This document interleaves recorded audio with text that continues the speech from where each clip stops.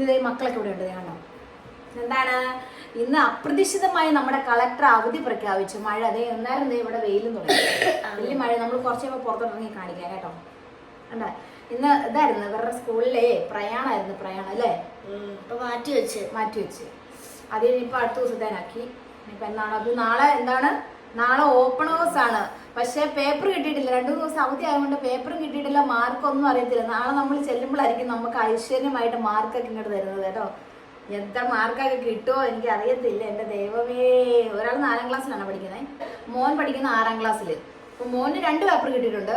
സയൻസും കിട്ടി, ഫ്രഞ്ചും കിട്ടിയായിരുന്നു. ബയോളജി ഫിസിക്സും ഒക്കെ കൂടി. ബയോളജി ഫിസിക്സ് കെമിസ്ട്രി അതെല്ലാം കിട്ടിയത്. അതിന് കുഴപ്പമൊന്നുമില്ല. 20ലാണ് മാർക്ക് കേട്ടോ. 20ൽ അതിന് 18 ഉണ്ടല്ലേ. 18 അതാണുണ്ട്. ഫ്രഞ്ചിന് എത്ര? 20ൽ 17 ഉണ്ട്. അപ്പൊ മോന് വലിയ പ്രശ്നമില്ലാതെ കിട്ടി. 2 കിട്ടി. ബാക്കി കിട്ടാറുണ്ട് ഒന്നുമില്ല. നാളെ അവിടെ ചെല്ലുമ്പോൾ നമുക്ക് ടീച്ചർമാർ അത് തരും. ഒന്നെങ്കിൽ പേപ്പർ തരുമായിരിക്കും, ഇല്ലെങ്കിൽ പ്രോഗ്രസ് റിപ്പോർട്ടിൽ മാർക്ക് എഴുതിയിട്ടേ കാണിക്കുള്ളായിരിക്കും കേട്ടോ. മോളുടെ ഒന്നും കിട്ടിയിട്ടില്ല കേട്ടോ. നാളെ പോകുമ്പോൾ നമ്മളത് വാങ്ങിക്കുന്നത്. പറ്റുവാണെങ്കിൽ നാളെ പോകുമ്പോൾ ഒരു വ്ലോഗ് ഇടാം കേട്ടോ അല്ലേ. ഇനിയിപ്പോൾ അച്ഛൻ്റെ ഫ്ലാസ്ക് ഒക്കെ എടുക്കണേ. എന്തായാലും എഴുതി വെച്ച മാർക്കേ കിട്ടുള്ളൂ. അത് പേടിച്ചിട്ടൊന്നും കാര്യമില്ല. പഠിക്കണമായിരുന്നു. പഠിക്കാൻ പറയുമ്പോൾ ഇവർക്ക് ഭയങ്കര വിശപ്പ്, ദാഹം, ഉറക്കം, ഇങ്ങനത്തെ കാര്യങ്ങളൊക്കെ ഇവർക്ക് പഠിക്കാൻ പറയുമ്പോൾ. ഇച്ചിരി മൊബൈൽ കളിയൊക്കെ ഉണ്ട്.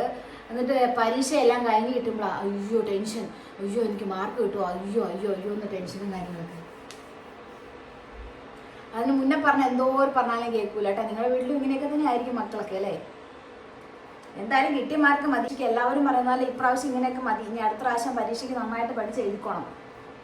അതാണ് എല്ലാ പ്രാവശ്യവും ഞാൻ അങ്ങനെ തന്നെയാണ് പറയുന്നത് കേട്ടോ. അങ്ങനെ പഠിക്കുന്നതിന് അങ്ങനെ ഫോഴ്സ് ഒന്നും ചെയ്യാറൊന്നുമില്ല.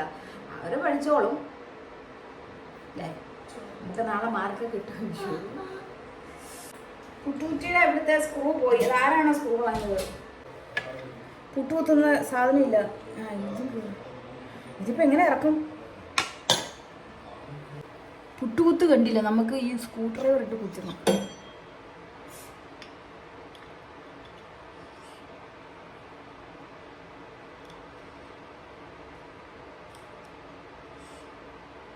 പുട്ട് പൊട്ടിപ്പോയി ഗൈസ്, പുട്ട് പൊട്ടിപ്പോയി. അപ്പോൾ നമ്മളുടെ പുട്ടും പയറുകറിയും റെഡിയായി കേട്ടോ. അതേ പുട്ട് നല്ല സോഫ്റ്റ് പുട്ടാണ് കേട്ടോ. പക്ഷേ കുത്തിപ്പോകാൻ പുട്ട് കുത്തുന്ന ടൂൾസ് ഇല്ലാത്തതുകൊണ്ട് നമ്മൾ സ്ക്രൂ ഡ്രൈവർ വെച്ച് കുത്തിയപ്പോൾ അത് പൊട്ടിപ്പോയി കേട്ടോ. എന്നാലും കുഴപ്പമില്ല. പിന്നെ അതേ നമ്മളുടെ പയറുകറി, ചെറുപയർ കറിയാണ് കേട്ടോ. ഇനിയിപ്പോൾ ഞാനിത് കഴിക്കട്ടെ.